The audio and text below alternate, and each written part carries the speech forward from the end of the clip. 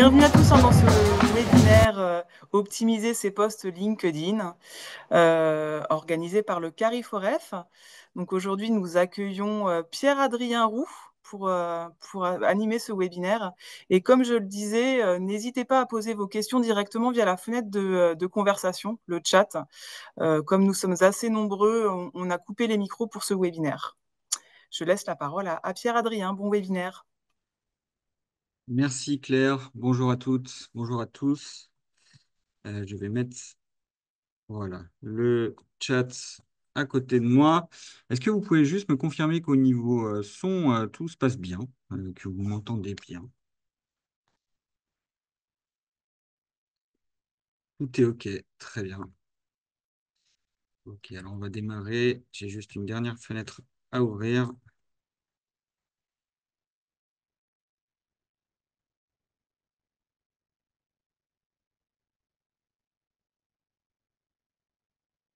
Quelques petits derniers détails techniques et on va pouvoir démarrer.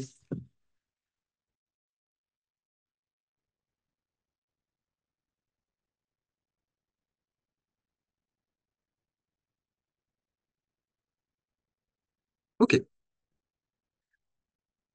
Très bien. Bonjour à toutes, bonjour à tous. Merci d'être nombreuses et nombreux ce matin. Vous êtes déjà 63 présents.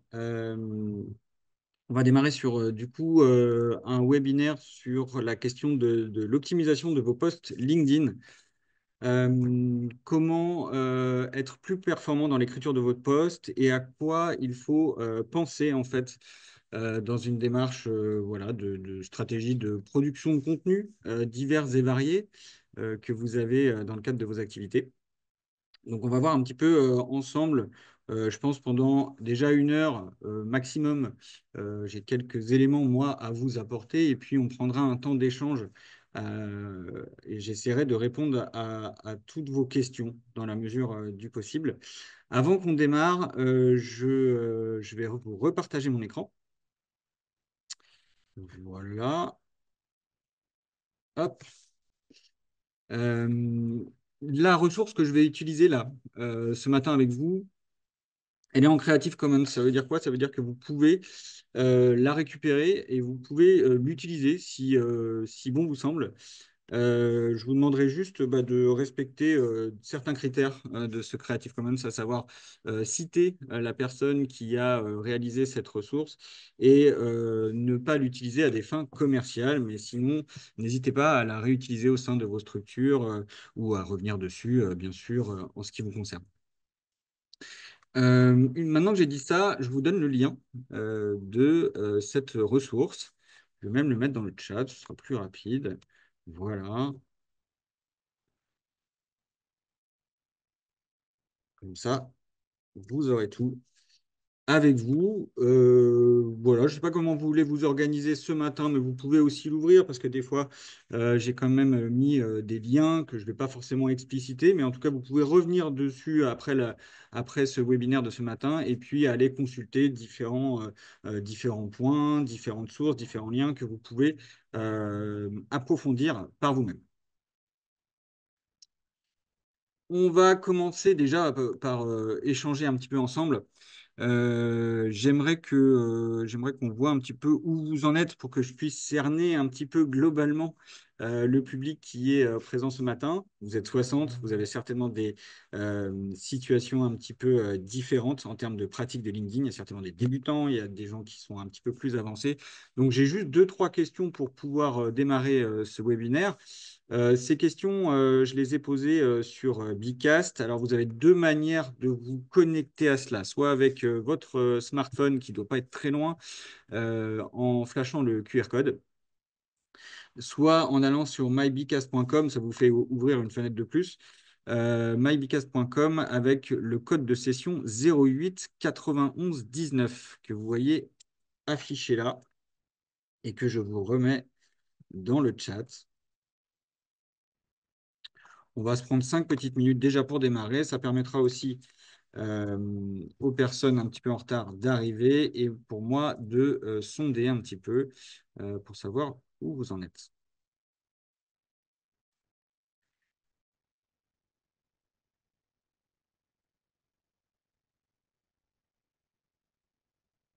Et je vais donc ouvrir Bicast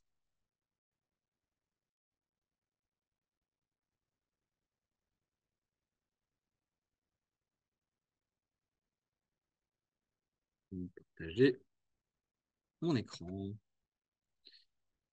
Alors, j'ai trois petites questions un petit peu pour voir où vous en êtes. Je ne sais pas, est-ce que vous pouvez me dire dans le chat si vous êtes bien connecté à Bicast, si ça fonctionne bien mon affaire?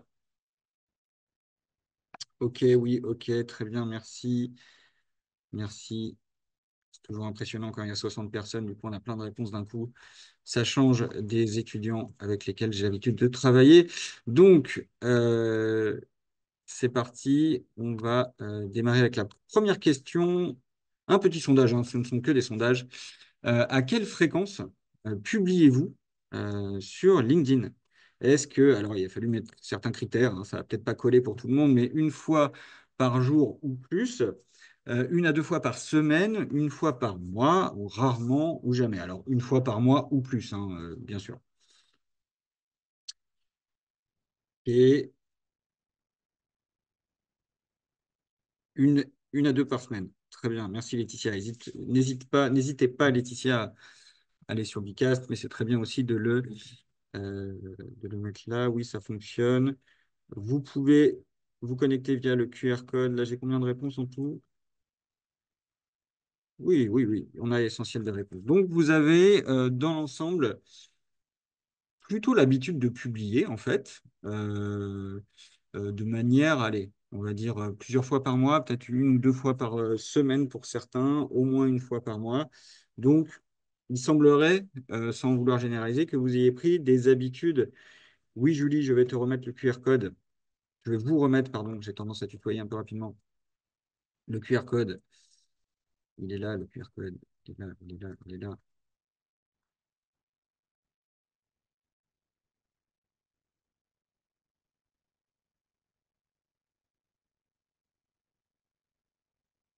Voilà, Julie. Vous avez donc, dans l'ensemble, plutôt l'habitude de publier de manière, on va dire, assez régulière. À part, du coup, bah, quelques personnes ici présentes qui démarrent sur LinkedIn. Donc, moi, dois m'adapter à tout ça. Donc, je vais reprendre un peu des généralités pour démarrer mon intervention. Et puis après, on va préciser, bien sûr, euh, le sujet. Deuxième question. Je vous avoue qu'il y a beaucoup de fenêtres qui commencent à être ouvertes. Quel type de contenu publiez-vous le plus souvent? Alors, même chose, hein, j'ai fait une typologie qui correspondra peut-être pas à tout le monde. Des articles longs ou analyses approfondies, des posts courts, excusez-moi pour la lettre qui manque, des posts courts ou expériences professionnelles, des partages de contenu tiers, où je ne publie pas encore de contenu. Normalement, on va retrouver les 11 personnes de tout à l'heure.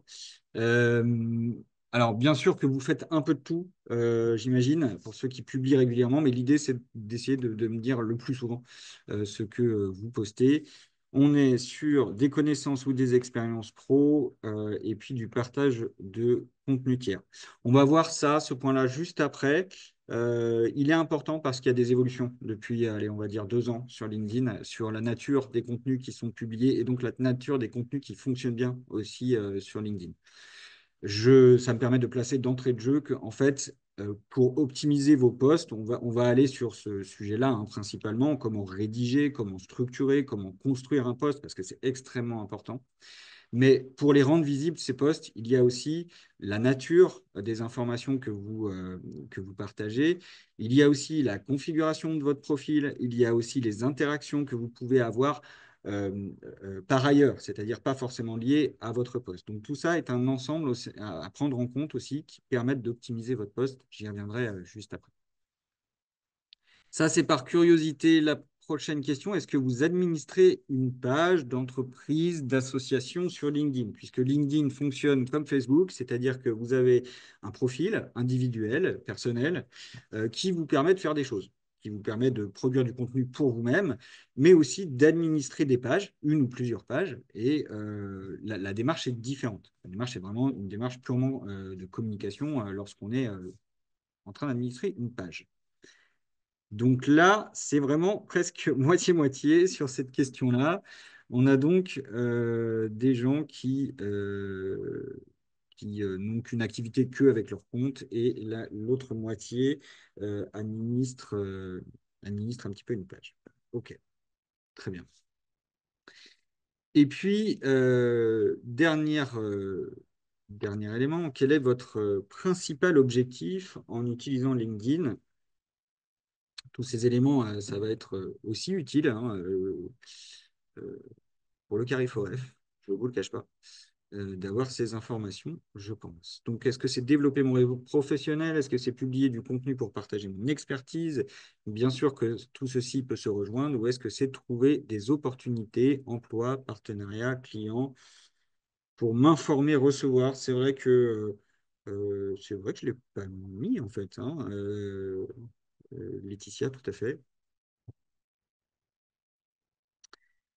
Un peu tout ça.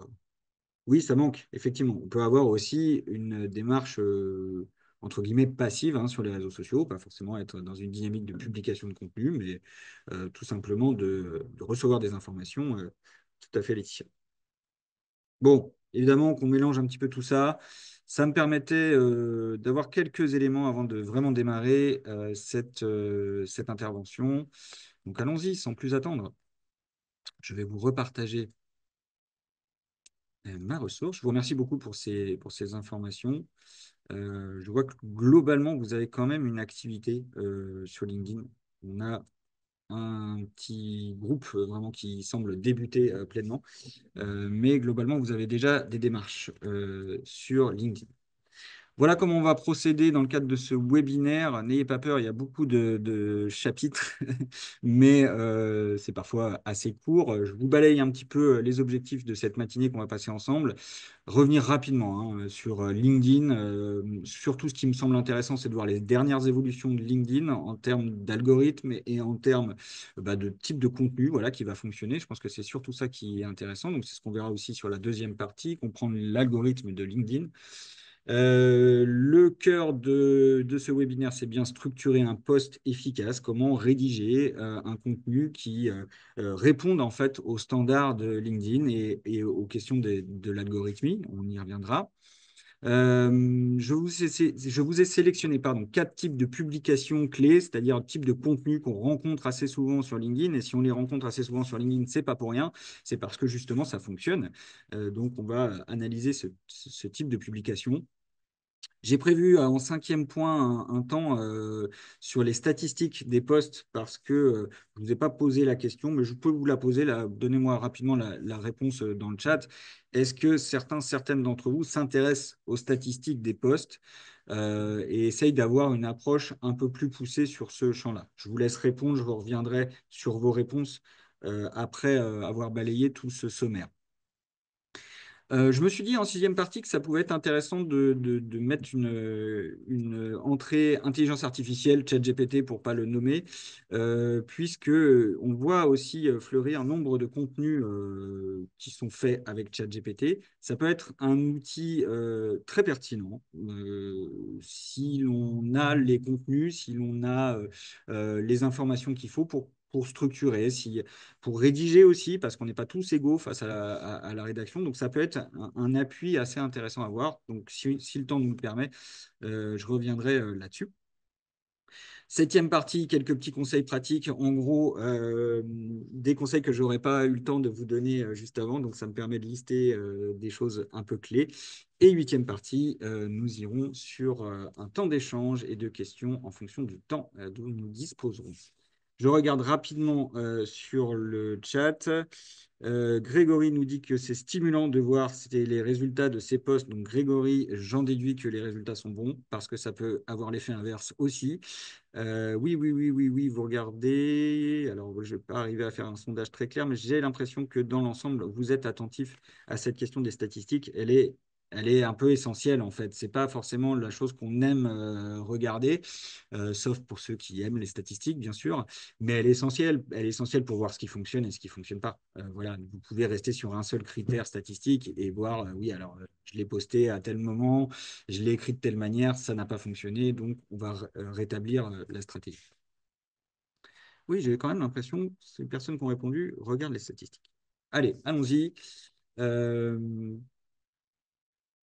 Revenons sur quelques éléments concernant LinkedIn.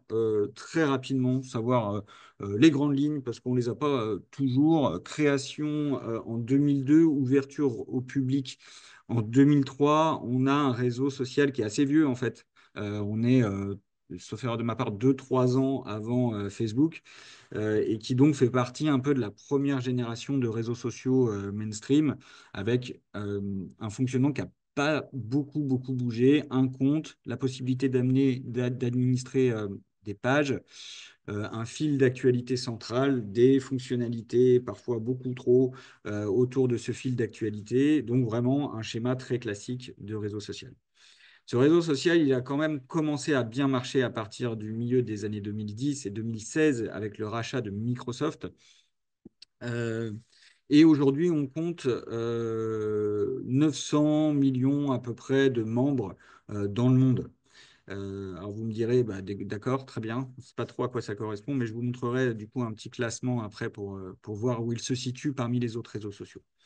28 millions de personnes en France, soit 80% de la population active. Je devrais me méfier avec ce genre de pourcentage, vu le public qui est présent aujourd'hui dans ce webinaire, mais je crois qu'on est pas mal. Donc, 28 millions de membres en France. Et puis, quand même, une donnée intéressante. Donc, vous avez bien compris que c'est un réseau social qui s'adresse à une population active, mais quand même, 57% des utilisateurs, utilisatrices dans le monde, hein, pour le coup, ont entre 25 et 34 ans. Donc, on voit aussi un nouvel usage de ce réseau social. Et donc, on voit arriver aussi des nouvelles fonctionnalités. Je pense au fil de vidéo qui a été implémenté dans le réseau il n'y a pas longtemps. Oui, ça correspond à des standards qui sont plutôt d'une génération relativement jeune. Et donc, on a des évolutions de contenu, je vais y revenir, sur LinkedIn. Voilà, pour le situer rapidement, LinkedIn, il est en 2002, donc on est quand même très récent avec cette première génération de réseaux sociaux, Facebook, Twitter, WhatsApp, YouTube qui ont bien évolué, et puis cette deuxième génération, je pense à Snapchat et TikTok, qui ont imposé de nouveaux standards, notamment TikTok, qui fonctionne très bien, la vidéo verticale euh, qui est aujourd'hui présente sur LinkedIn. Je ne vais pas vous montrer hein, toutes les statistiques, il y a beaucoup de choses, je vous laisserai un petit peu développer parce qu'il faut qu'on se concentre sur l'optimisation des postes. Mais peut-être quelques éléments de sociologie avec des chiffres qui datent d'il y a 2 ans. On est sur un usage partagé, 57% d'hommes, 43% de femmes. Euh, sur 20% des utilisateurs qui ont quand même moins de 25 ans. Et puis le reste va être essentiellement ce qu'on appelle la population active, comme je l'ai dit tout à l'heure. Je ne m'étale pas plus parce que je pourrais rester trop longtemps sur ces données chiffrées. Juste pour vous parler des évolutions récentes de LinkedIn, c'est un réseau social euh, qui est positionné historiquement sur la question du travail. La mise en relation entre les gens se fait sur des questions professionnelles, sur des critères professionnels. Donc, l'objectif, c'est la mise en réseau, le recrutement, le partage de connaissances et d'expériences que vous avez signalé lors des sondages. On a deux usages les plus courants initialement, la recherche d'emploi et le marketing B2B, euh, pour emprunter des termes très présents sur LinkedIn, B2B, d'entreprise à entreprise. Donc, ce sont les usages les plus courants, et on va voir que ça évolue. Aujourd'hui, ce que l'on constate, et vous êtes peut-être pleinement dans cette démarche, c'est que c'est devenu un réseau de personal branding. Alors, derrière ce terme, on a l'idée de marque personnelle, mais on a surtout l'idée de montrer un soi professionnel sur ce réseau-là. C'est pas du tout le positionnement qu'on va avoir sur d'autres réseaux sociaux, mais on va travailler son image de marque individuelle à travers ce réseau social-là. Ça permet de consolider, de construire son réseau professionnel. Et puis, ça permet aussi, hein, vous l'avez dit dans le sondage, d'avoir des connaissances, de s'informer, de partager des expériences. Mais tout ceci est travaillé en général dans une stratégie quand même d'e-réputation, de réputation en ligne pour pouvoir euh, être plus visible et maîtriser son e-réputation professionnelle. Ça, c'est vraiment la tendance de ces dernières années. Cette tendance-là, elle a donc des conséquences en termes de contenu, hein, on y arrive progressivement. C'est-à-dire qu'on a vu des contenus, une diversification de contenus accrue ces dernières années. C'est plus seulement la plateforme de recherche d'emploi que c'était au début de sa création. On voit des articles, mais aussi des vidéos, des infographies, des carousels, on va y revenir, des podcasts. Bon, bref, on a une diversité de contenus sur ce réseau social-là, ce qui n'était pas le cas il y a encore quelques années. Le deuxième constat, c'est qu'on a des interactions sur LinkedIn, commentaires, partages, échanges dans les messageries, qui ont explosé au début des années 2020. On a, au sortir de la période Covid, une augmentation extrêmement forte, 141% des interactions d'une manière générale sur LinkedIn. Je vous ai mis des graphiques sur le côté, mais bon, je vous laisserai les voir pour qu'on puisse aller sur vraiment la rédaction des contenus. Et puis avec une hausse du taux d'engagement de 12%. Alors, l'engagement, c'est l'interaction que vous allez avoir avec les publications des autres ou que les autres vont avoir avec vos publications. Like, commentaires, partage. Ça, c'est une donnée clé, évidemment, c'est ce qu'on recherche quand on poste un post LinkedIn. Mais il faut bien comprendre, et on le verra juste après, que dans les algorithmes et dans l'évolution des algorithmes de LinkedIn, c'est quand même principalement ça qui est pris en compte. Vos posts réseaux sociaux seront d'autant plus visibles que vous avez d'une manière générale avec votre profil des interactions avec votre communauté. Et ça, c'est aussi une donnée importante. Travailler votre post, c'est essentiel. La structuration du post, les liens, les hashtags, on va revenir sur tout ça. Mais gardez bien en tête que c'est un ensemble, que vos posts seront aussi rendus plus visibles parce que vous avez une démarche globale avec votre profil LinkedIn d'interaction avec votre communauté, d'aller commenter, d'aller partager. Et ça, c'est des éléments clés dans l'algorithmie de LinkedIn de ces dernières années. Et puis, on a des formats émergents. C'est le dernier point que je voulais aborder, même si ce n'est pas vraiment ça qu'on va travailler ensemble ce matin. Les vidéos natives, donc les vidéos directement postées sur LinkedIn, hein, pas des vidéos qui proviennent d'autres espaces. Avec l'arrivée du fil de vidéos à l'infini, le fameux fil de vidéos qu'on va scroller, comme sur TikTok ou comme sur Instagram, bon, bah, il est arrivé aussi sur LinkedIn. C'est un marqueur assez intéressant euh, à relever. Et puis les fameux carousels PDF qui pullulent de partout sur ce réseau social-là pour nous expliquer plein de choses diverses et variées, est aussi un des formats standards. On y reviendra avec des exemples de publications tout à l'heure. Ça, c'était pour vous redonner un peu le contexte de LinkedIn. J'avance sur la question de l'algorithme. Alors, l'algorithme, hein, ça va être ce calcul qui va favoriser ou défavoriser, parce qu'il y a certaines pratiques aussi dans la manière dont vous rédigez les posts qui peuvent en fait être néfastes à la visibilité de votre post. Je vous donne un seul exemple.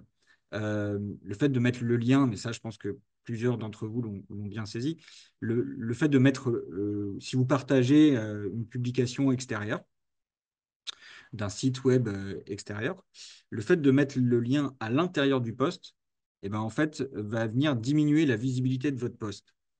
C'est pour ça que vous voyez beaucoup de posts avec le lien en commentaire. Ça, c'est des petits détails qui sont purement liés à l'algorithme de LinkedIn. C'est-à-dire que pourquoi il fait ça, l'algorithme? Parce qu'il considère qu'en fait, vous allez envoyer les utilisateurs de LinkedIn ailleurs. Il repère qu'il y a un lien, il se dit, OK, les gens vont cliquer dessus, ils vont quitter LinkedIn. Le but d'une plateforme sociale, hein, c'est pas, ça n'a pas d'autre but que de nous maintenir actifs en ligne sur cette plateforme.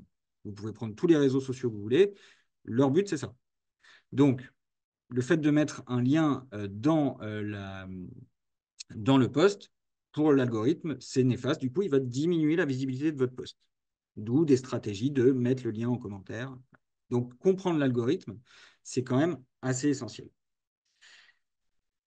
Qu'est-ce qui va faire que votre contenu il va être valorisé par l'algorithme? Alors, j'ai une infographie un peu barbare, hein, c'est pour ceux qui veulent approfondir les choses. Il faut bien comprendre que votre post, en quelques secondes, il est testé auprès d'un panel de gens très restreints de votre communauté et que c'est les réactions de ce panel-là qui vont derrière euh, faire que votre post sera valorisé ou pas. Mais je ne rentre pas dans les détails, c'est pas le but. Donc, priorité au contenu engageant. Donc évidemment que les contenus qui vont avoir rapidement des likes, des commentaires, des partages dans les premières heures, vraiment c'est ça la clé en fait, et d'où la question de la temporalité de publication, on y reviendra. Donc les posts qui rencontrent des likes, des commentaires, des partages rapidement ont plus de chances d'être visibles par la suite pour un large public. C'est vraiment la question de la temporalité que j'essaye de soulever là-dedans. C'est-à-dire que oui, si vous faites ce que j'ai fait la semaine dernière, poster pour les biens de cette formation un post un dimanche soir, je vous réexpliquerai ça tout à l'heure, oui, il ne va pas gagner en visibilité parce que les personnes concernées par le sujet ne sont pas présentes à ce moment-là sur ce réseau social. Donc, votre post ne gagne pas en visibilité. J'attends une journée de plus, je le poste le lendemain, le lundi matin, ça fonctionnera beaucoup plus.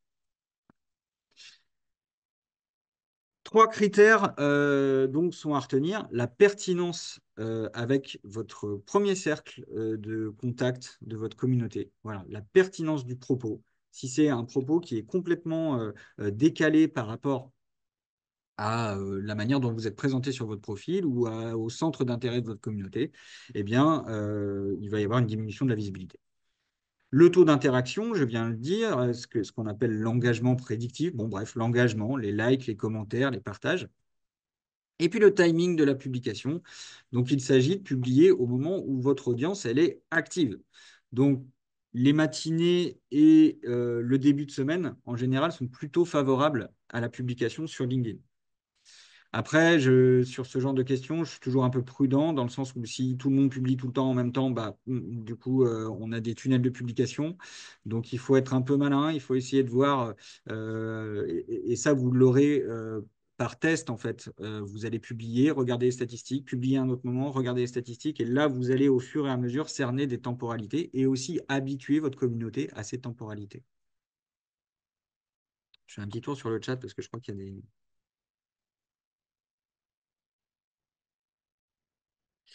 Oui, alors, pardon, le nombre d'entreprises, Mélissa, oui, je crois, concerner la France, on pourra revenir dessus. Et Violaine, oui, le fait de mettre un lien en commentaire, il peut y avoir des chances, effectivement, que s'il y a beaucoup de commentaires, ils se perdent. Après, c'est tout ce que je vous souhaite, que vous ayez beaucoup de commentaires. C'est-à-dire, si vous avez beaucoup de commentaires, c'est que la mission est relativement, à moins que ce soit que des commentaires négatifs, c'est que la mission est bien remplie. Là aussi, l'algorithme est un peu malin là-dessus et si le commentaire avec le like est également suscite de l'interaction, il va rester très visible. Voilà, c'est toujours cette même mécanique.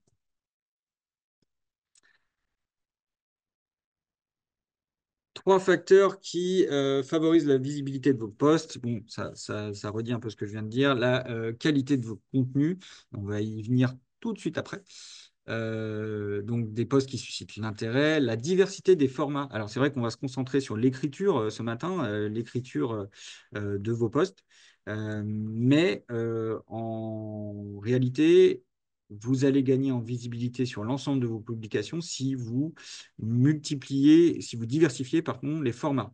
Si vous avez un post écrit, un partage de contenu, une vidéo, un carrousel, et si vous êtes voilà, dans cette dynamique un peu agile, là oui, ça crée tout de suite une visibilité plus intéressante d'un point de vue algorithmique.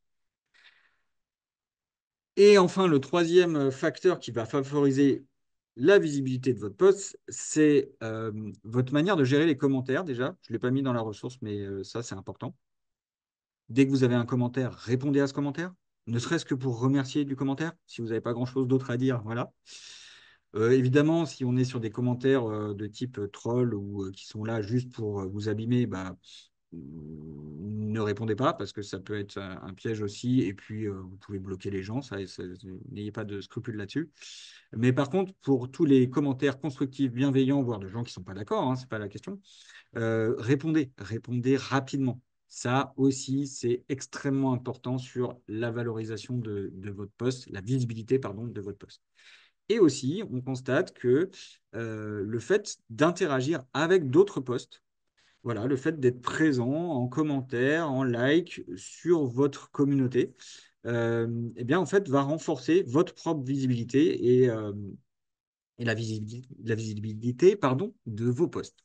Excusez-moi, prendre une petite gorgée, que je parle beaucoup.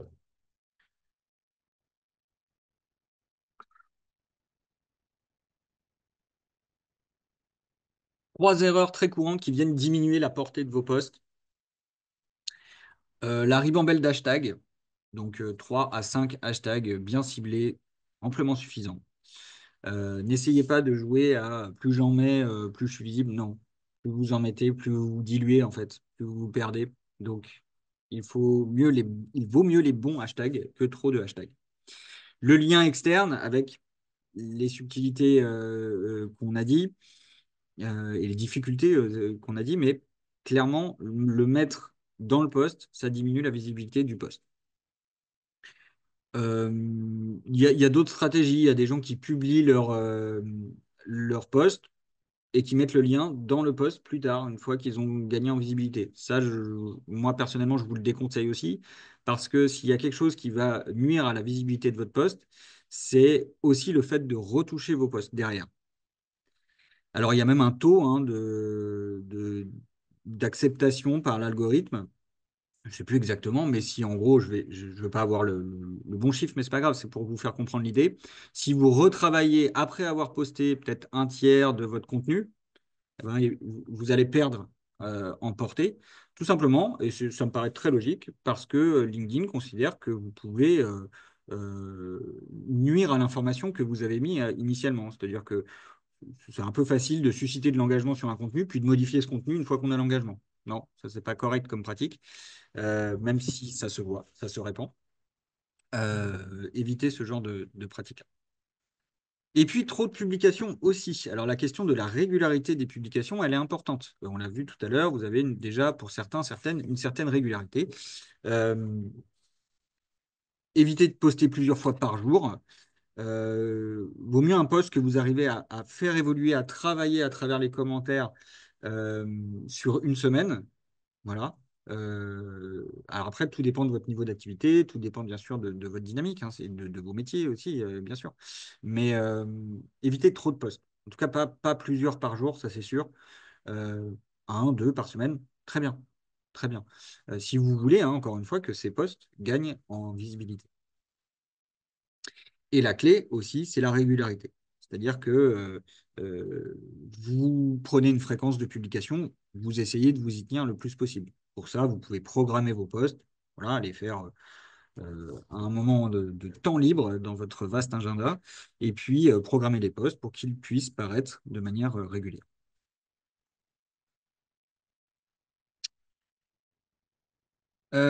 Trois petites nouveautés sur l'algorithme en 2024 et après on va passer à l'optimisation des posts, sauf erreur de ma part.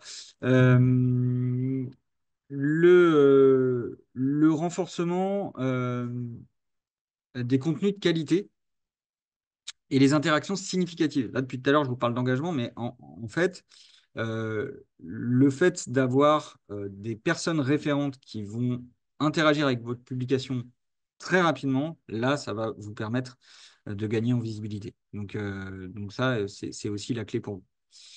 Euh, la réduction de la visibilité des contenus à faible valeur ajoutée. LinkedIn, d'une manière générale, lutte contre le spamming, contre les sondages qui ne sont pas intéressants, contre les démarches un peu forcées de vente, etc., etc. Donc, ça rentre aussi en compte dans la dynamique de l'algorithme. Et puis, l'arrivée de nouvelles fonctionnalités comme le Community Top Voice, qui va distinguer des utilisateurs qui partagent des contenus pertinents, qui sont un peu devenus des référents. Donc, ça aussi, ce sont des nouveautés 2024 sur l'algorithme.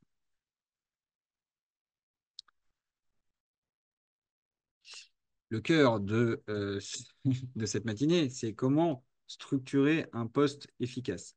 C'est pas forcément quelque chose de très compliqué, mais par contre, il faut prendre le temps de bien le faire en fait.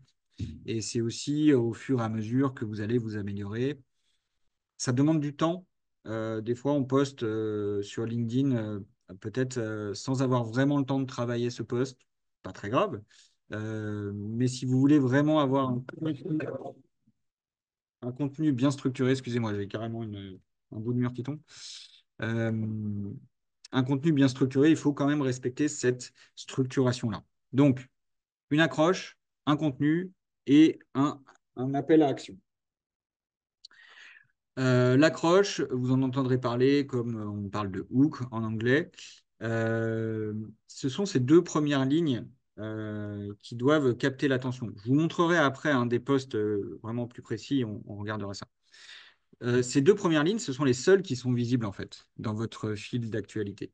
Vous n'avez pas accès directement à l'ensemble du contenu lorsque vous consultez un post. Vous ne voyez que les deux premières lignes. Et puis après, vous avez un petit bouton, voir plus, qui vous permet d'aller consulter le reste du contenu. Donc autant vous dire que cette accroche-là, plus le visuel que vous allez mettre, j'englobe les deux, elle est fondamentale. C'est ça qui va interpeller votre lecteur, votre lectrice.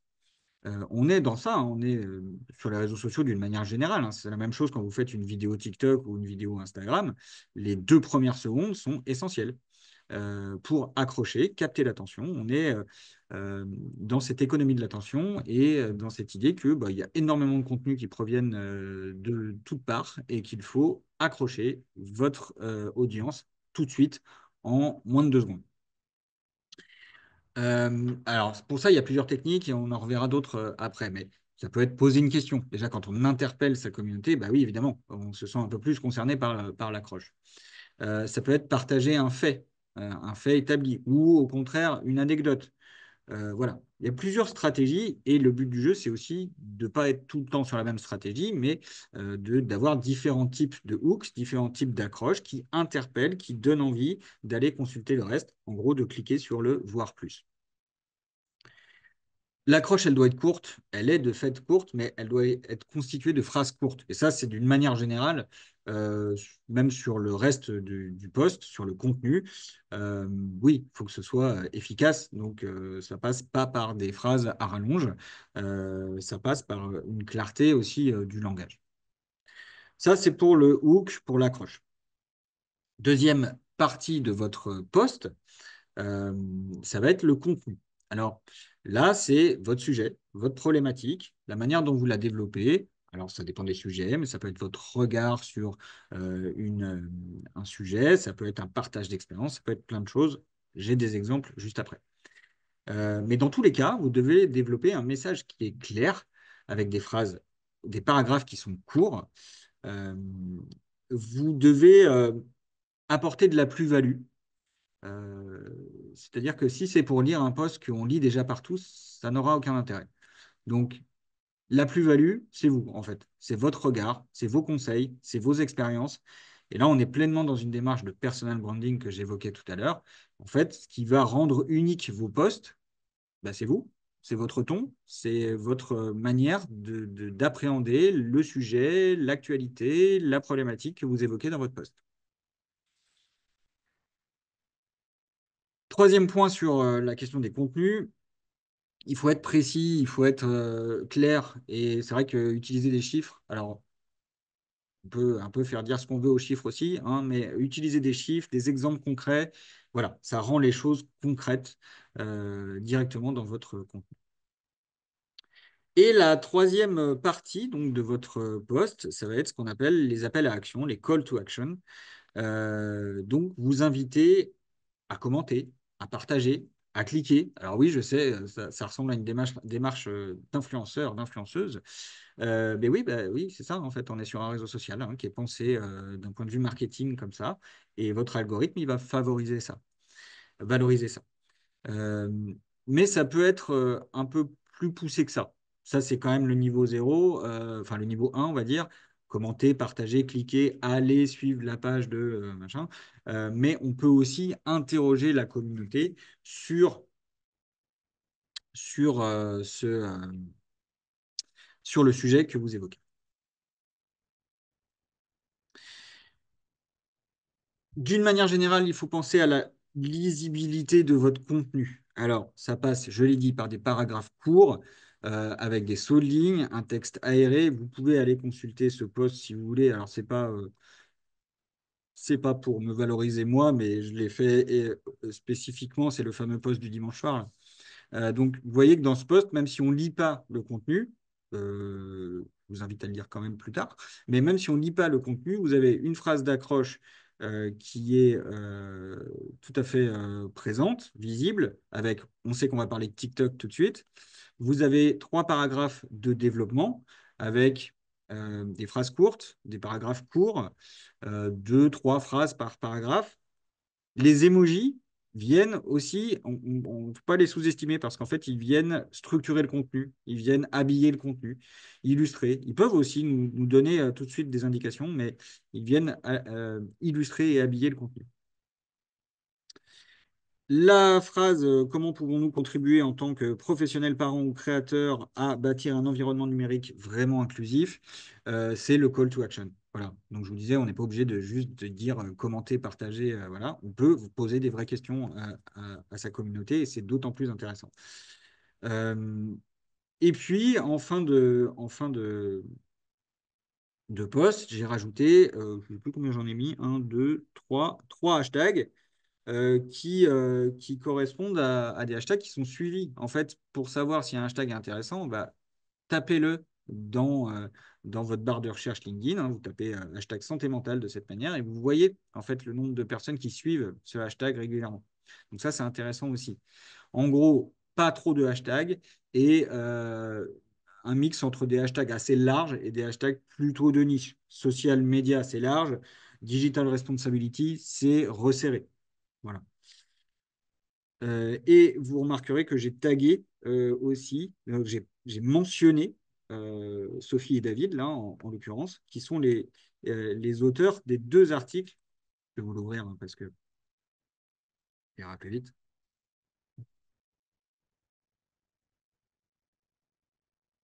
Voilà. Donc, j'ai tagué ces deux personnes qui correspondent aux deux articles sur lesquels je m'appuie dans ce post. Voilà. Donc, j'ai mis les liens en information. Très peu de retours sur ce poste. Essentiellement, alors peut-être qu'il n'est pas si intéressant que je le pense, déjà, ça c'est possible, mais essentiellement parce qu'il est posté à la plus mauvaise heure, à savoir le dimanche en fin d'après-midi ou en début de soirée.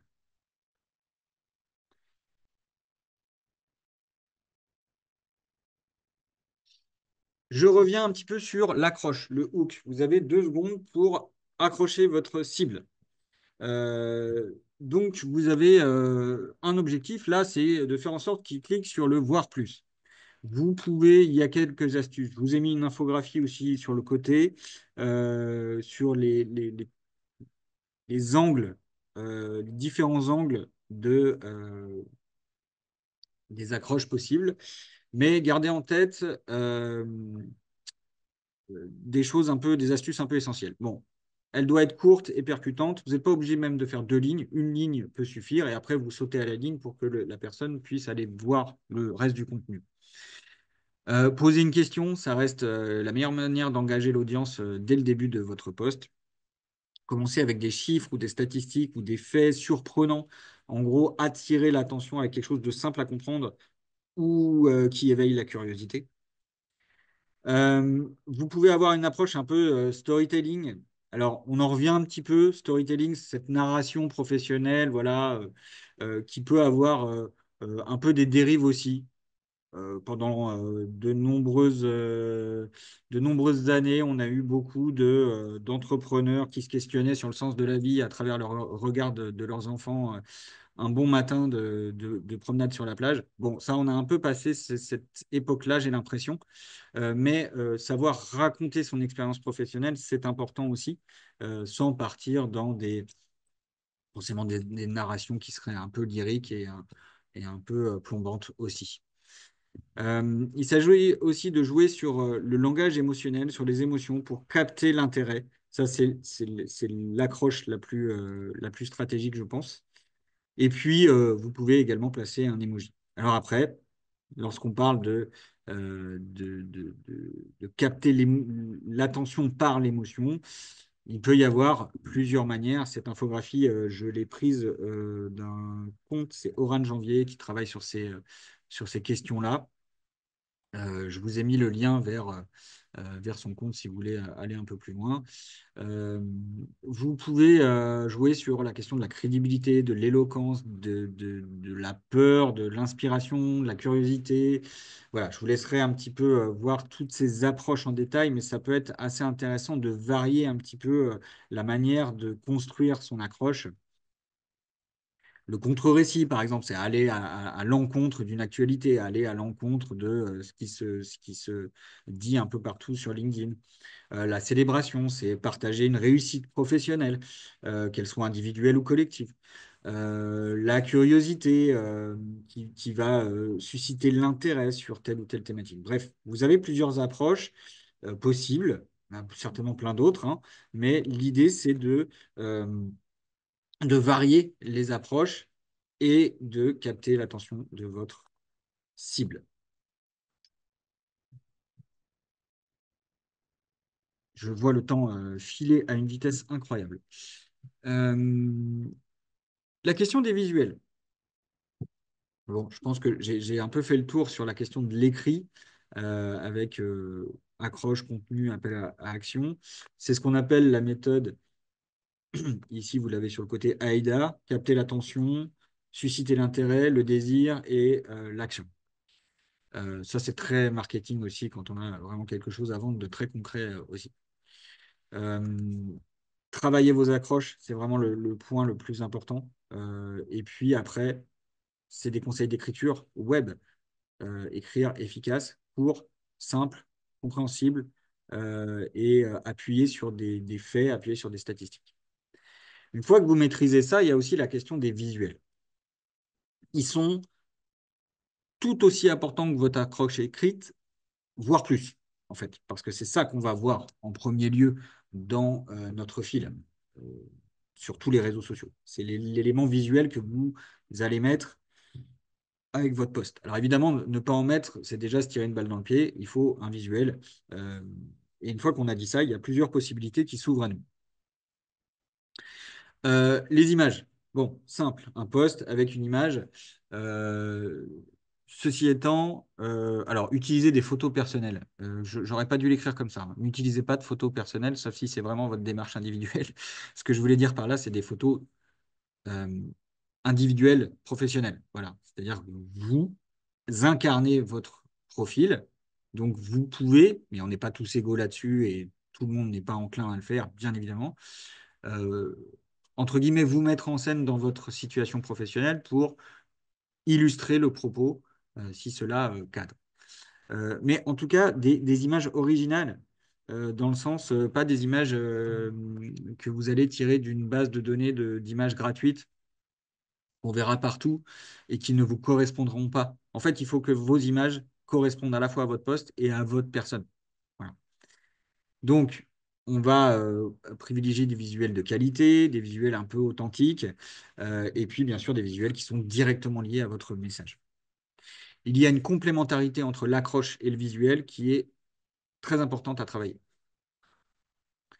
Les vidéos, alors, si vous voulez travailler ce format-là, ce qui voilà, nécessite d'autres types de compétences et beaucoup plus de temps aussi, pensez que vous devrez poster vos vidéos en natif. Ça veut dire quoi? Ça veut dire directement dans LinkedIn. Euh, une vidéo que vous avez postée sur YouTube, par exemple, et que vous partagez sur LinkedIn aura beaucoup moins d'impact que la même vidéo directement partagée sur LinkedIn. Voilà, c'est ce qu'on appelle les contenus natifs. Et les vidéos natives deviennent un peu un format très important sur LinkedIn, on l'a dit tout à l'heure. Si vous faites des vidéos, maintenez une durée courte, 30 à 90 secondes, favorisez un format vertical pour pouvoir être lu sur smartphone, ajoutez des sous-titres, pour pouvoir être consommé en mobilité et que votre audience puisse euh, suivre votre vidéo sans le son.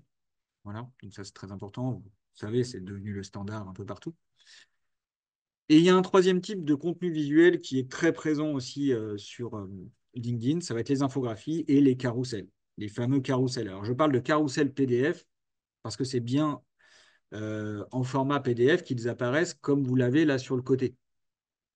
Je vous ai mis un lien vers un tuto pour créer un carrousel de A à Z en passant par Canva et en le publiant sur LinkedIn. Le carrousel, il va vous permettre de partager des contenus détaillés. Il va quand même vous permettre de développer un propos, une pensée, sans avoir à écrire des tonnes et des tonnes de texte dans le post. Et on sait que ça, c'est pas la bonne idée. Donc voilà, il y a une complémentarité entre, là pour le coup, pas l'accroche, mais le développement de votre poste et ce que vous allez mettre dans le carrousel. C'est un format qui est engageant, qui est interactif, donc qui suscite de l'engagement et de la visibilité pour votre poste. Il est assez incontournable, en fait, ce format-là. Euh, et puis, il est assez pratique. Alors, il faut avoir quand même une petite maîtrise de ce type de contenu. Si je peux vous donner deux conseils si vous partez sur les carousels PDF, le premier, c'est de ne surtout pas mettre trop de texte par visuel, parce que l'espace de lecture est réduit.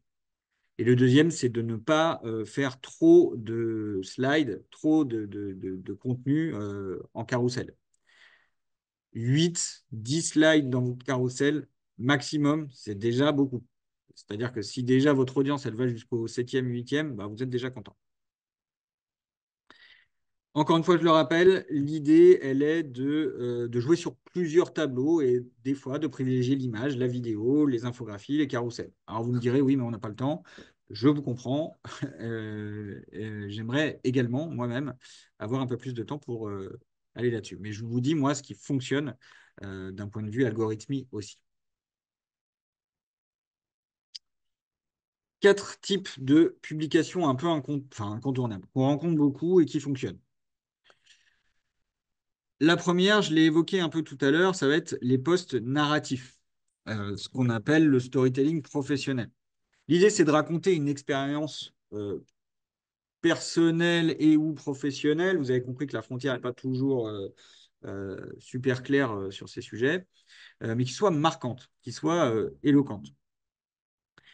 Euh, L'objectif, c'est de créer un côté un peu authentique. Donc là, c'est à manier avec délicatesse, hein, la question du storytelling. J'ai donné un exemple un peu grossier tout à l'heure, mais on peut vite tomber dans quelque chose qui finalement soit un peu juste lourd, lyrique et pas impactant. Créer de l'authenticité, il faut que ça reste vous-même quand même. Et puis, l'idée, c'est d'engager émotionnellement l'audience. Alors, on a des exemples qui sont très, très, très récurrents, voire trop pour certains. L'échec transformé en succès. Alors, ça, c'est vraiment à titre personnel, j'ai un peu de mal avec ce type de poste, mais ils peuvent être sincères et authentiques. Allez-y quand même. L'apprentissage significatif. Voilà, j'ai eu telle expérience, j'ai rencontré tel problème et je l'ai surmonté de telle manière. Ça, c'est engageant parce que c'est inspirant pour d'autres, en fait. Et puis, d'une manière générale, des anecdotes inspirantes. Alors, je vous ai mis deux exemples hein, que vous pouvez aller consulter. Là, on a l'exemple un peu type, c'est un photographe qui voulait devenir journaliste, voilà, et puis qui a rencontré des difficultés, et puis qui s'est retourné vers la photographie. Bon, sur le poste en tant que tel, il y a d'un point de vue formel des choses à dire, hein. Absence de hashtag, absence de euh, pas beaucoup d'émojis, peut-être un peu long aussi, mais sur le fond, on est vraiment là-dessus. Si vous reprenez là le poste tel qu'il apparaît dans le fil, voilà, la première phrase, c'est ici, je vous disais que j'ai cru être que ce que j'ai cru être un échec est en réalité une chance. On est sur l'archétype des posts LinkedIn comme on en a beaucoup, beaucoup. Un autre exemple avec Agathe Samin, ici présente, que peut-être certaines connaissent ici, euh, qui va nous questionner entre équilibre professionnel et équilibre personnel. Là, on a un poste qui est bien écrit, voilà, qui répond un peu aux standards. Et donc, on va avoir tout un travail sur ce lien entre son travail et puis une dimension un peu plus personnelle qu'elle peut injecter ou non dans son travail. On a quatre visuels qui sont voilà, hein, des visuels faits au smartphone. Je veux dire, il n'y a pas, voilà, il y a pas forcément beaucoup plus, mais qui correspondent tout à fait aux propos du poste. Donc on a une adéquation entre l'accroche et les images, et on a un développement de storytelling professionnel, de narration qui est plutôt agréable à lire, plutôt efficace. Deuxième type de post, ça va être le partage d'articles ou de contenu tiers.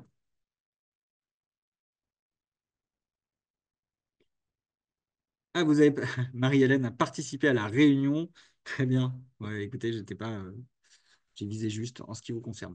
Deuxième type de post, le partage d'articles ou de contenu tiers. Oui, ça fonctionne, mais à une condition, c'est que ce ne soit pas juste une republication. On a tendance, parfois par manque de temps, à se dire, oh là là, ce contenu, il est super, allez, hop, je republie. Bon, c'est bien pour la personne, parce que vous lui donnez de la force, vous lui donnez de la visibilité, donc c'est très bien. Par contre, vous pouvez vous dire aussi que ce partage peut vous nourrir aussi, vous. Si vous relayez un article, une étude, ou un rapport, ou je ne sais quoi, eh ben, donnez votre point de vue. Positionnez-vous par rapport à ce contenu. Je vous ai mis un exemple, ce qui me permet aussi de vous signaler cet outil que je trouve assez incroyable de lutte contre la désinformation. Euh, mais voilà, alors vous l'avez vu, le post tel qu'il apparaît dans le fil, bah, il y a juste hein, ces trois lignes qui apparaissent là. Je pose une question pour essayer d'interpeller mon audience sur ce sujet-là. C'est un sujet qui est pleinement dans les objectifs de mon activité. En fait, on parle d'éducation aux médias, on parle de désinformation. Et donc, je vais faire ça et je vais rajouter des éléments. En gros, on a un outil de lutte contre la désinformation qui est là, qui est présenté en vidéo, donc c'est extrêmement efficace. Le post a de la visibilité déjà à la base.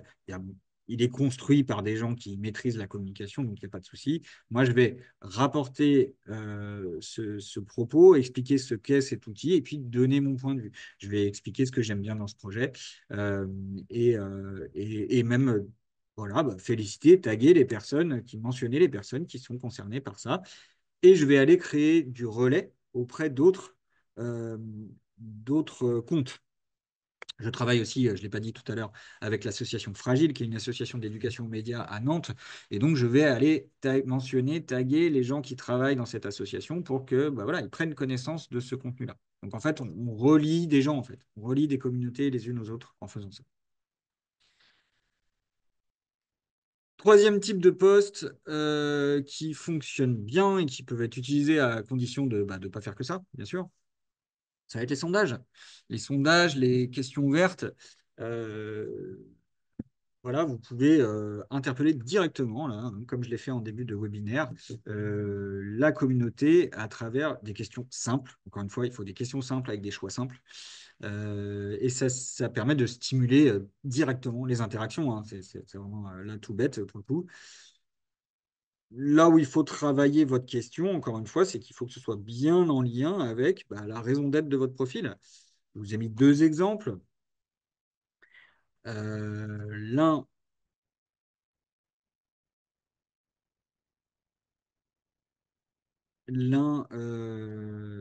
Nathalie, je vois votre question, hein, je vais y réfléchir. Peut-on paramétrer l'instant de la vidéo qui restera figé sur le post? Je pense que oui, mais j'ai un petit doute.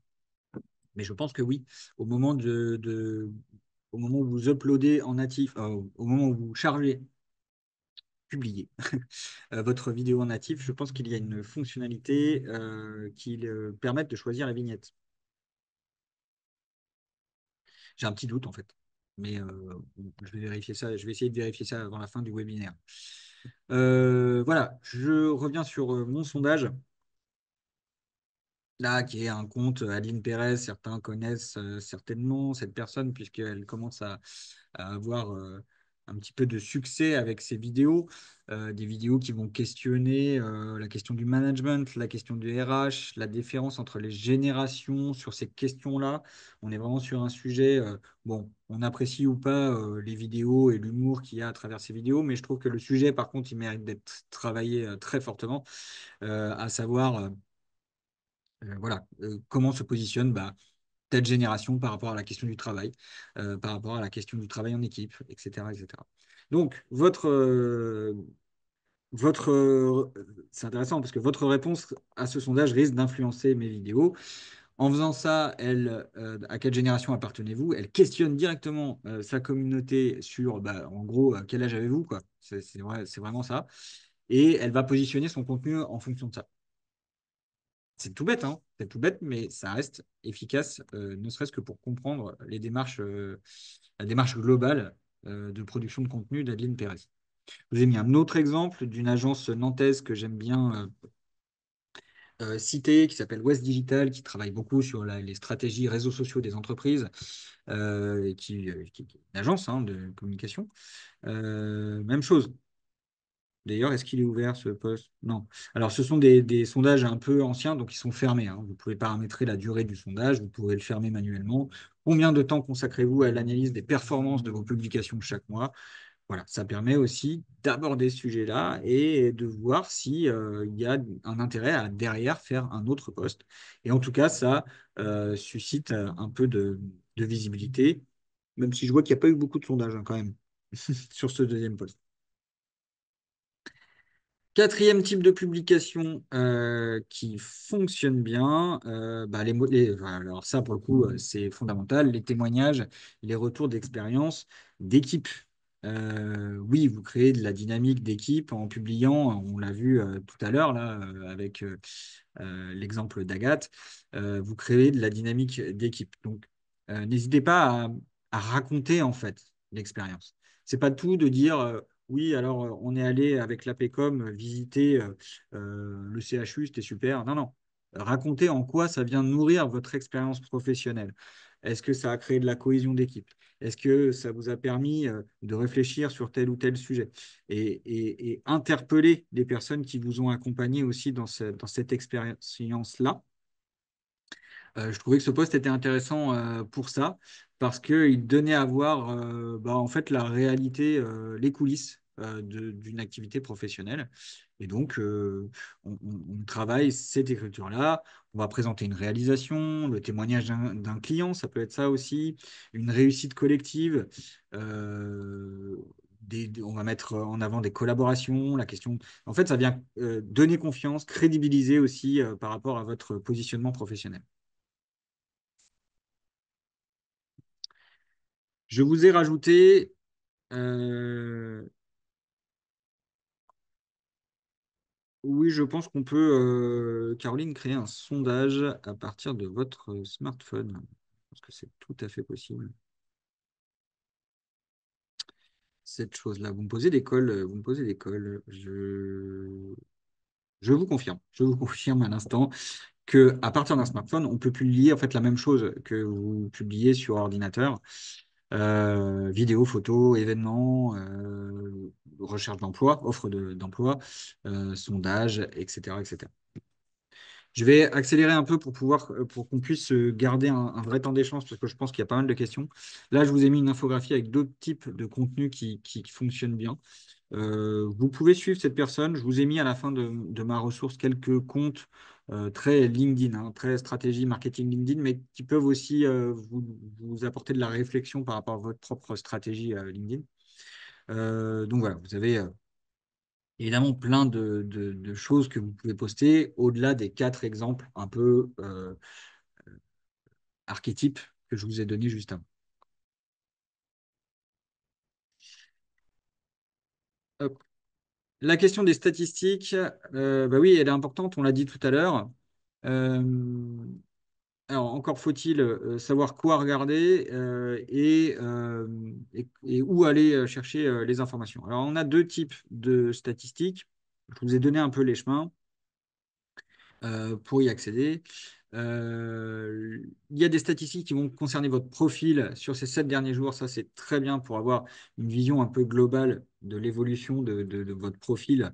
Est-ce qu'il est consulté? Est-ce que mes posts globalement fonctionnent pas? On va avoir donc des statistiques sur les impressions de posts. Je reviendrai sur le terme d'impression après, sur le nombre d'abonnés, sur le nombre de vues, euh, sur les 7 derniers jours. Alors, pour aller consulter ces statistiques, vous allez sur votre profil, vous avez sur votre profil des statistiques qui arrivent d'emblée. Je vous le montre rapidement. Voilà, elles sont ici. Vous allez voir toutes les statistiques. Je pense que les miennes ne sont pas au top sur ces 7 derniers jours. Voilà. Et vous allez pouvoir consulter ces choses-là et puis creuser un petit peu les données en cliquant dessus, voir là j'ai cliqué par exemple sur le nombre d'abonnés. Bon, bah, quelle publication a suscité un nombre d'abonnements ou pas? Quel type de personnes vous suivent en termes de lieu, en termes d'intitulé de poste, de secteur d'activité, euh, en termes même de niveau hiérarchique, comme vous pouvez le voir, de taille d'entreprise. On est vraiment sur un réseau social qui est là-dessus. Donc, sans grande surprise, je suis suivi par des journalistes et des responsables en communication. C'est le milieu professionnel dans lequel j'évolue, donc il n'y a pas de souci là-dessus, a priori. Deuxième type de statistiques, c'est les statistiques pour chaque poste. Vous publiez quelque chose, vous allez consulter des statistiques. Alors là, il faut aller sur la publication concernée, cliquer sur statistiques qui se situe au pied de votre poste. Allez, j'y vais quand même parce qu'on est sur des données intéressantes. Alors bien sûr, ce sont les statistiques de vos propres postes qui vous sont données.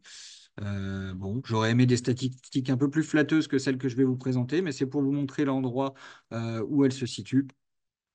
En bas à droite du poste, vous allez voir les statistiques. Et là, vous pouvez aller voir les réactions. Même chose, vous avez des données démographiques sur les personnes qui ont consulté ce poste en termes de taille de l'entreprise. Bon, je ne répète pas tout ce que j'ai dit avant, mais ça peut être intéressant aussi de, par exemple, ce poste sur la question de TikTok, de la santé mentale et des filtres beauté. Quel type de personne elle a intéressé? Bon, principalement des responsables en communication. En même temps, ça correspond à ma communauté, c'est relativement logique.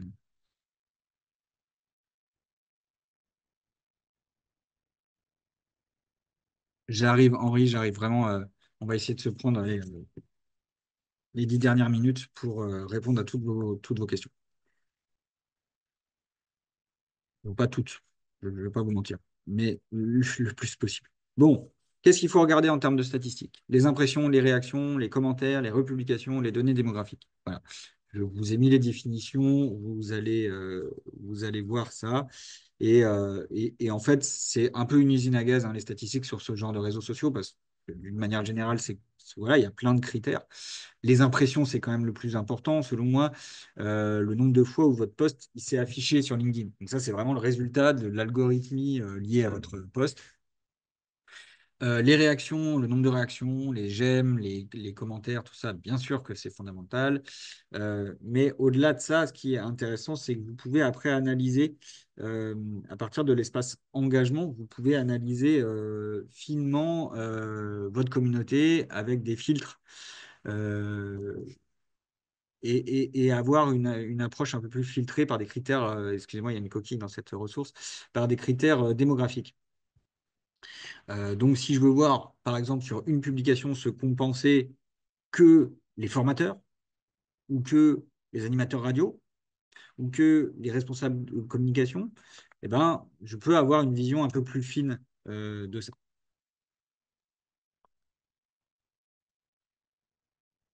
Alors, je vais passer très rapidement sur les IA, puisque j'aimerais vraiment qu'on ait un petit temps d'échange. Mais je vous ai mis des éléments un peu clés, si jamais vous avez ne serait-ce qu'envie de tester ça. Euh, on pourra en reparler avec Claire aussi tout à l'heure pour conclure ce webinaire.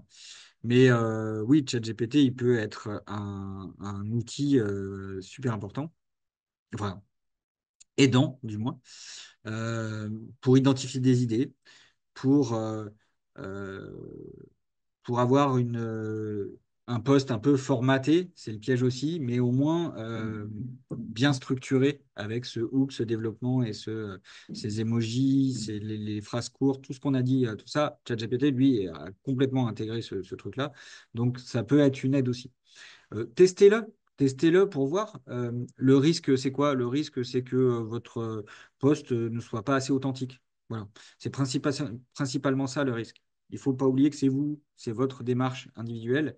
À moins que vous ayez pour optique de publier très, très, très régulièrement et que le temps vous manque, parce que ChatGPT peut remplir cette mission-là, gardez l'authenticité, mais testez, allez sur ChatGPT, euh, donnez-lui des instructions précises. Plus vous donnerez des instructions précises, plus le résultat sera important. Et le Cariforef vous propose et vous proposera des formations sur le maniement de cet outil, notamment pour rédiger des posts LinkedIn. Je, je passerai la parole à Claire tout à l'heure sur ce sujet-là. Je vous ai mis un modèle de prompt en ligne que vous pouvez copier-coller. Voilà, rédige-moi un post LinkedIn engageant suivant les instructions suivantes, le thème principal, et après, vous n'avez plus qu'à remplir ce que j'ai mis entre crochets. Euh, Et donc, vous retrouvez effectivement le thème, la phrase d'accroche, le développement, le call to action, les crédits et les hashtags. Quelques conseils. Ça, vous pouvez vraiment hein, le copier, le coller pardon, pas dans LinkedIn, ne faites pas ça, dans ChatGPT, remplacer les éléments entre crochets et vous aurez un post qui sera formaté, pas forcément très authentique, mais peut-être une base pour vous faire évoluer, vous, derrière, avec votre style, avec votre authenticité. Vous pouvez très bien aussi muscler ChatGPT là-dessus, c'est-à-dire lui dire, bon, bah voilà, moi j'ai un profil LinkedIn, je t'envoie 10 liens de posts que j'ai fait, comme ça tu peux voir le ton que j'emploie, la manière dont je veux me présenter, dont je veux me présenter, et après vous lui envoyez un modèle de prompt. Plus vous donnez à manger à ChatGPT, plus il s'entraîne sur cette matière-là, et il va être euh, plus performant avec ces éléments-là. Je termine avec quelques conseils rapides euh, à noter pour vous. Euh, la question 1 du moment de la publication. On l'a vu, publier le matin ou en début d'après-midi, en début de semaine, enfin, en semaine d'une manière générale. Là, vous avez la carte un petit peu du taux d'engagement sur les publications. On voit tout de suite que bah, ça se passe entre le lundi et le vendredi, entre 8h et 17h. On est sur des horaires de bureau. Après, des fois, si vous rebondissez sur des actualités, si vous rebondissez sur des faits extérieurs, n'hésitez pas à casser un peu ce truc-là aussi, parce que ça peut avoir le côté de la surprise qui peut aussi fonctionner. Créer de la régularité dans vos posts. Publiez 1 à 2 fois par semaine pour maintenir une présence et créer des habitudes auprès de votre communauté. L'idée, c'est de fidéliser votre réseau et l'habituer à des formats, l'habituer à des contenus que vous allez proposer. Surtout, évitez de trop publier avec ce risque de diluer l'impact de vos différents posts. Deux derniers conseils qui sont peut-être un peu globaux pour le coup, mais interagir avec son réseau, je l'ai déjà dit, n'oubliez pas ça. En fait, vos posts gagneront en visibilité si vous êtes en interaction avec d'autres posts. Euh, Donc, commentez, likez des posts qui vous semblent pertinents, hein, bien sûr. Je ne dis pas de faire n'importe quoi, pour attirer un peu l'attention aussi sur votre profil. C'est-à-dire que euh, si vous avez une démarche de commenter des posts de quelqu'un d'important dans votre communauté, bon, peut-être que cette personne va aller voir votre profil. Si elle tombe sur un contenu intéressant, elle fera peut-être de même avec votre contenu. Interagir avec son réseau, c'est aussi après publication, et ça, c'est fondamental pour la visibilité du post. Un commentaire, une réponse. Un commentaire, une réponse. Euh, Même si c'est juste pour dire merci, en fait, ou on n'est pas d'accord, mais allons-y, discutons. Voilà, là, vous avez tout le spectre. Et dernier petit conseil, bah, c'est vraiment d'avoir une démarche globale, ce qu'on appelle une ligne éditoriale qui reste authentique, qui doit refléter votre expertise, votre activité, vos centres d'intérêt et puis votre votre personne, votre personnalité, hein, c'est toute cette imbrication de ce qu'on appelle le personal branding entre le professionnel et la posture individuelle de la personne qui développe cette stratégie. Restez authentique. Alors, je viens de vous dire d'utiliser que vous pouvez utiliser ChatGPT, vous avez vite vu la problématique que ça peut poser, mais rester authentique, ça permet aussi de renforcer bah, la fidélisation, l'identification du public avec vous-même, et puis donc, du coup, espérer un peu plus d'engagement. Je vous ai mis, je suis désolé, mesdames, hein. Je suis désolé, mesdames, mais il y a beaucoup plus d'hommes qui se prétendent être experts de LinkedIn sur ce réseau, comme dans plein de réseaux. Voilà, j'ai placé Oran au centre, mais vous avez là 5 experts LinkedIn, en tout cas des gens qui produisent assez souvent des contenus là-dessus en termes de stratégie, tout ça. Donc, ça peut être intéressant de les suivre. Et puis la prochaine fois, j'assurerai une parité. J'espère pouvoir assurer une parité un peu plus prononcée.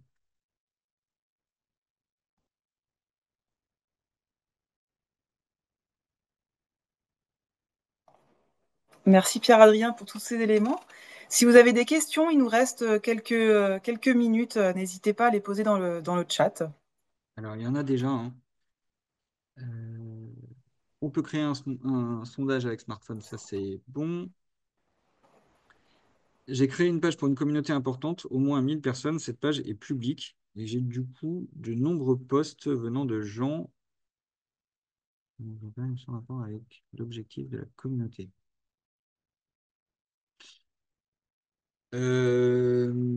Ok, Henri, alors, Henri ou Louis, pardon, je sais pas, j'ai dit Henri tout à l'heure. Euh, si vous créez une page, c'est que vous avez une structure, une activité précise avec, incarnée par une structure. Je parle de structure, d'entreprise ou d'association, voilà, et que vous voulez communiquer là-dessus. C'est pleinement ça. Donc j'ai un peu de mal à saisir pourquoi vous avez plein de posts dans votre fil, parce que les posts dans votre fil, ils sont liés à votre profil. Le lien avec la page, je le vois pas trop, mais n'hésitez pas à préciser votre propos pour que je puisse rebondir dessus.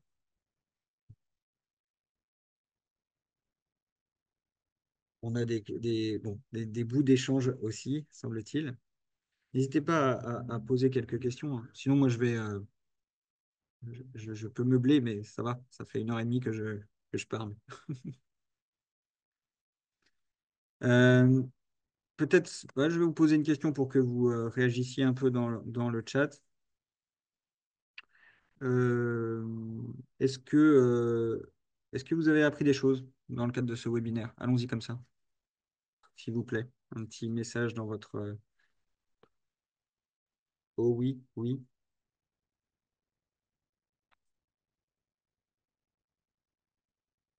Est-ce que ça répond à vos attentes, hein? C'est surtout ça que...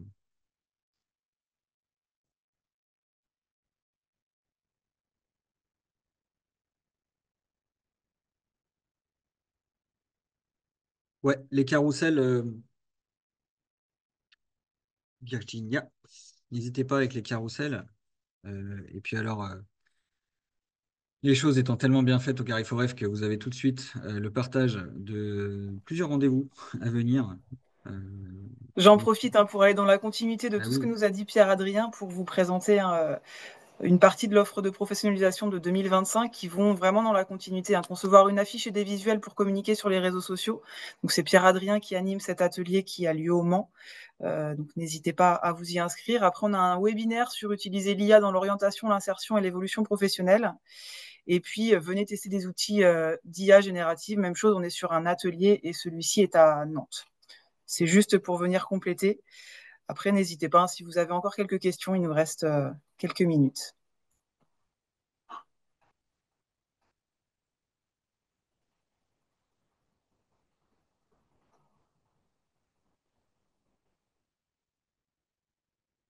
Il y a une question sur le nombre de postes.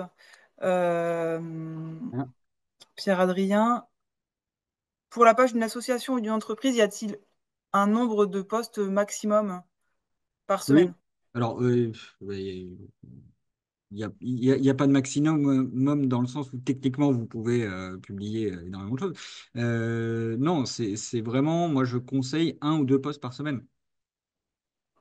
Je conseille ça, ne serait-ce que pour des questions d'algorithme. En fait, plus vous publiez, plus vous diluez éventuellement l'impact que peuvent avoir vos publications. Mieux vaut avoir une publication bien travaillée qui génère de l'engagement sur plusieurs jours, plutôt qu'un post par jour avec peu d'engagement. En fait, la visibilité de votre page ou de votre compte dépend de ça, en fait.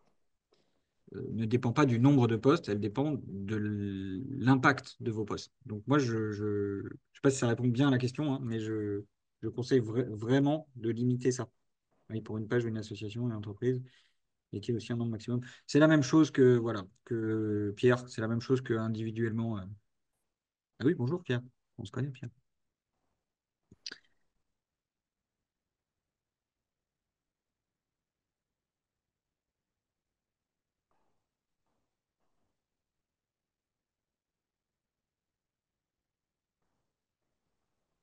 Oui, on n'a pas du tout abordé la question du compte premium. Le compte premium, oui, bah, vous fait gagner en impact, hein, vous fait gagner en visibilité, ça c'est sûr, et vous offre des outils, des fonctionnalités qui peuvent être intéressantes. Je pense notamment à la gestion des statistiques. Euh, et puis, à mon avis, sur la mise en relation aussi. Moi, j'ai pas de compte premium, par exemple. Voilà, j'ai des comptes premium sur sur plein d'autres choses, mais je n'ai pas l'utilité de ça. Après, si vraiment votre stratégie de communication, elle se base essentiellement beaucoup sur LinkedIn, ça peut être effectivement très intéressant de souscrire un compte premium. Quel conseil pour attirer l'attention des journalistes sur ces postes? Bah, il y a deux choses. Un, le sujet, voilà, les infos que vous donnez. Deux, mentionnez-les. Ils vont être contents que je leur ai dit ça, mais mentionnez-les. Pourquoi pas? Après, il faut repérer, en fait, c'est aussi repérer les journalistes qui s'intéressent à votre sujet. Donc c'est un peu flou là, parce que je ne sais pas de quoi on parle, mais au sein d'une rédaction, tous les journalistes ne s'intéressent pas à tous les sujets. Voilà, il y a des spécificités. Au sein d'une rédaction comme Presse Océan, on a des journalistes sportifs, on a des journalistes qui sont plus économiques, plus politiques, plus voilà. Euh, la meilleure des stratégies, c'est déjà de repérer les personnes qui s'intéressent à votre sujet.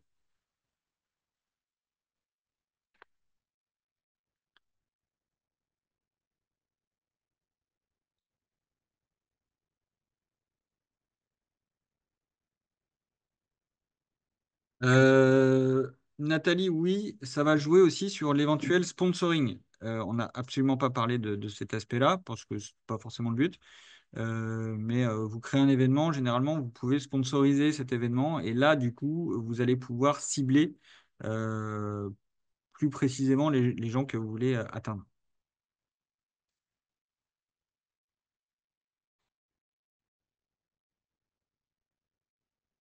Angélique, je pense que j'ai répondu à cette question. Développement de visibilité, mise en relation plus simple et une foule de fonctionnalités en termes de sponsorisation et en termes de statistiques, notamment de choses comme ça. Mais d'un point de vue publication, ça ne vous apporte pas grand-chose de plus, je pense. Oui, mais une publication. Pierre-Adrien, on a une question sur le développement du réseau. Est-ce que tu as des conseils pour élargir sa communauté? Ouais, je ne l'ai pas vu, elle est où cette question? C'est Jocelyne qui pose cette question. Ok, Jocelyne. Bah, en fait, ce qui va vous permettre de développer votre communauté sur LinkedIn, c'est ce que vous allez faire vous en direction des gens qui vous intéressent. Partager, commenter, liker. Ça va être la régularité et la pertinence de vos posts. Donc, vraiment, ces deux éléments-là. Bon, après, vous pouvez avoir une démarche proactive de rentrer en connexion hein, avec les gens, hein, repérer les gens, déjà avoir une veille sur des comptes intéressants sur LinkedIn sur vos sujets, aller les demander en tant que connexion. C'est quand même un réseau où on peut se permettre de demander des connexions aux gens sans forcément voilà, qu'il y ait de proximité directe. Vous évoluez dans une sphère, un secteur d'activité, vous vous mettez en relation professionnelle avec des gens sur ce secteur d'activité, c'est tout naturel. Donc déjà, soyez proactif sur ça, sur allez vous connecter aux gens et peut-être qu'ils se connecteront à vous. Deux, soyez proactif sur leurs posts, commentaires, likes, partages. Trois, assurez une régularité de publication avec des publications qui sont pertinentes, bien structurées. Euh, Là, vous avez quand même les ingrédients pour démarrer une stratégie pertinente. Henri ou Louis, euh, une publication par semaine, c'est beaucoup. Une par mois, ça me suffirait. Mais alors complètement, hein. En fait, c'est pour ça que cette question, elle est un peu compliquée et ma réponse un peu rapide. C'est que en fait, vous êtes maître hein, de votre temporalité. Mieux vaut un poste par mois régulier, pertinent, efficace, bien structuré, que rien pendant 3 mois et puis six d'un coup le troisième mois. Donc, en fait, vous faites avec le temps dont vous disposez dans vos structures ou en indépendant, je ne sais pas. Et ce temps, il n'est pas extensible. Donc, il faut vous adapter aussi à cette donnée-là, bien évidemment. Le doc, oui, Elodie, je vous remets le lien. Ben, il est là, en fait. Tac. Voilà. Le document, vous pouvez le récupérer. J'ai pas tout donné, hein. Il y a plein de petits boutons de sources, de machin pour aller un petit peu plus loin sur le sujet.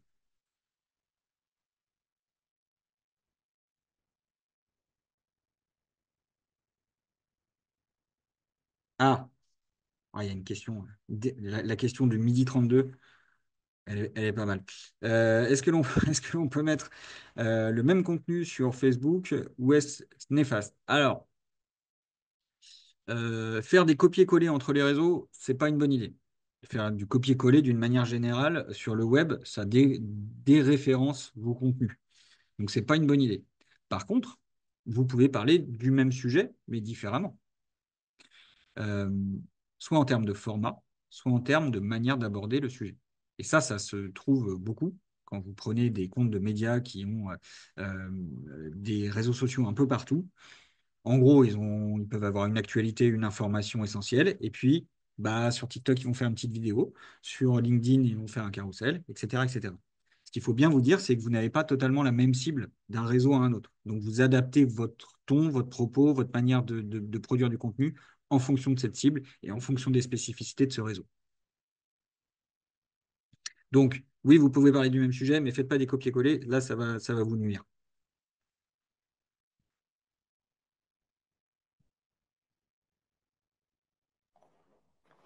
Je crois qu'il est 12h34. On va s'arrêter là pour aujourd'hui. Merci beaucoup hein, pour toutes ces questions et puis merci Pierre-Adrien pour ce contenu. Je vous souhaite une bonne fin de journée. Merci beaucoup pour votre attention. Bonne journée à vous.